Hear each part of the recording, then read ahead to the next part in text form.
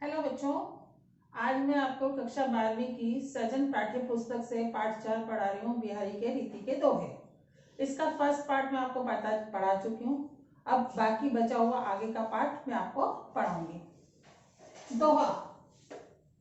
सघन कुंज छाया सुखद शीतल सुरभि समीर, मनु है जाट अजो वहे ओही जमुना के तीर।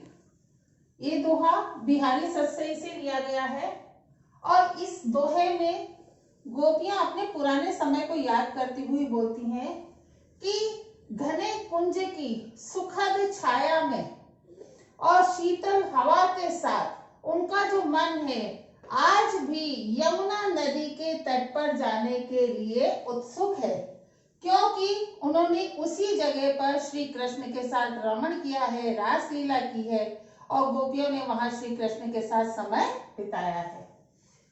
नवा दोहा।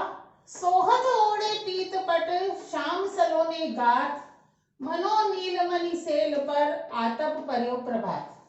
ये दोहा भी बिहारी सतसई से ही लिया गया है और इस दोहे में श्री कृष्ण के रूप सौंदर्य का वर्णन है कि श्री कृष्ण जी ने अब पीले वस्त्र धारण किए हुए हैं, श्याम सलोने गात यानी कि उन्होंने अपने सांवले शरीर के ऊपर जो पीले रंग के वस्त्र धारण किए हुए हैं वह अत्यंत ही सुशोभित हो रहे हैं।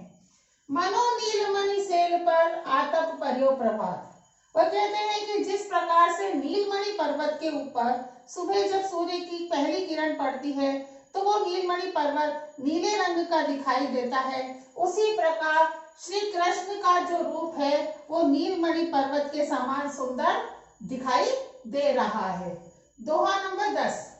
यही आस अटक्यो रह तू अली गुलाब के मूल, हे फेरी बसंत ऋतु इन डारन वे फूल। ये दोहा भी बिहारी सतसई से लिया गया है और इसमें बताया गया है कि जब कोई धनी व्यक्ति निर्धन हो जाता है तो उसके निर्धन होने पर, वैभवहीन होने पर भी लोग उसके साथ रहते हैं। तो क्यों रहते हैं कि यही आस अटक्यो रह तू अली गुलाब के मूल, कि जो भौरा है वो इस आस में रहता है कि कब बसंत ऋतु आएगी और कब गुलाब का फूल खिलेगा। इसी आशा के साथ वह गुलाब के फूल के मूल में रहता है। हे फेरी बसंत ऋतु इन डारन वे फूल। तो यही कहा गया है कि जब कोई अमीर व्यक्ति गरीब हो जाता है, वैभवहीन हो जाता है, तब भी उसका जो गरीब मित्र है वो उसके साथ ही रहता है। वो इस आशा में उसके साथ रहता है कि जब उसके दिन फिरेंगे और वो जब उसका वैभव वापस लौटेगा तो वह उसकी उसी प्रकार सहायता करेगा जिस प्रकार से भौरा गुलाब के मूल में रहता है। दोहा 11। को छूट्यो इह जाल परी कद कुरंग अकुलात, जो जो सुरझी भजियो चढ़त त्यो त्यो उर्झत जात। ये दोहा भी बिहारी सतसई का है। इसमें मनुष्य को समझाया गया है कि जब मनुष्य एक बार सांसारिक माया मोह के चक्कर में फंस जाता है तो उससे बाहर निकलना उसके लिए बहुत मुश्किल हो जाता है। को छूटियो इह जात परी कत कुरंग अकुलात। यहाँ मृग यानी हिरण से कहा गया है कि हे हिरण, जब तुम इस सांसारिक माया मोह के बंधन में यानी कि जाल में फंस गए हो तो व्याकुल क्यों हो रहे हो। जो जो सुरझी भजो चहत त्यो त्यो उर्झत जात, कि तुम इस जाल से जैसे जैसे निकलने का ज्यादा प्रयास करोगे इस जाल में तुम ज्यादा फंसते जाओगे। कहने का तात्पर्य यह है कि जब एक बार मनुष्य किसी सांसारिक माया मोह और बंधनों के चक्कर में पड़ जाता है तो वो कोशिश करके भी उन बंधनों से बाहर नहीं निकल पाता है। 12वां। बदरस लालच लाल की मुरली धरी लुकार, सो करे भवनु हसे देन कहे नटी जाए। ये दोहा भी है जो बिहारी सतसई का ही है, लेकिन इसमें जो गोपियां हैं वो श्री कृष्ण से बात करने का लालच उनके मन में आता है, तो वो श्री कृष्ण से जो बात करने का जो उनका मन में लालच आता है उसके लिए नायिका अपनी सखी को बता रही है कि उसने उसकी कैसे श्री कृष्ण की मुरली को छुपा लिया है। तो बदरस लालच लाल की मुरली धरी लुकार, श्री कृष्ण से बात करने के लिए नायिका ने श्री कृष्ण की मुरली को छुपा लिया है। सोह करे भवनु हसे देन कहे नटी जाए।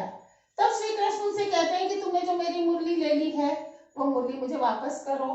तो वो श्री कृष्ण की शपथ खा लेती है, कसम खा लेती है और कह देती है कि हमारे पास तुम्हारी मुरली नहीं है। तो श्री कृष्ण उनका विश्वास कर लेते हैं।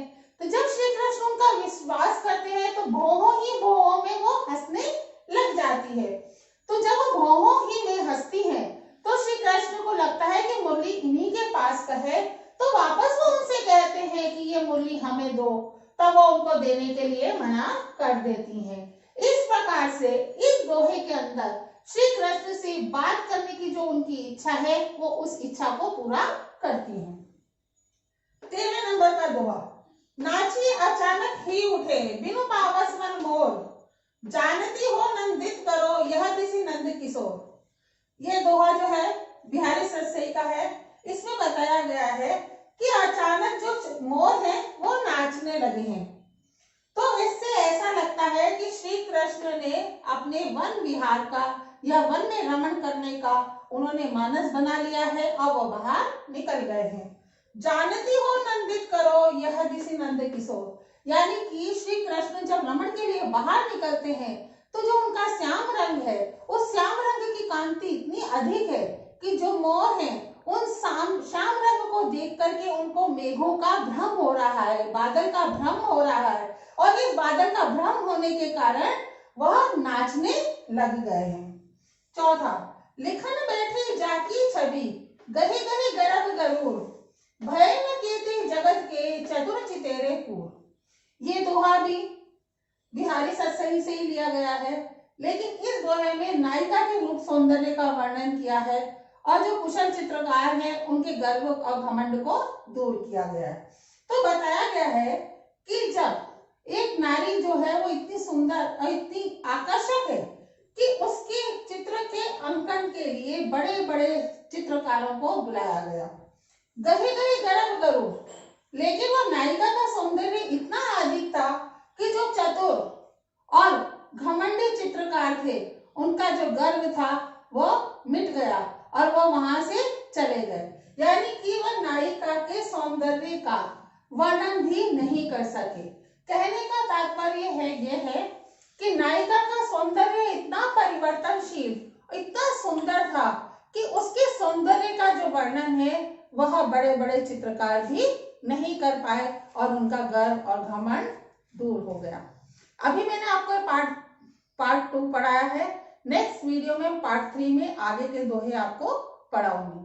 आप मेरे वीडियो को आगे और देखते रहने के लिए मेरे चैनल को सब्सक्राइब करें और वीडियो को लाइक करें।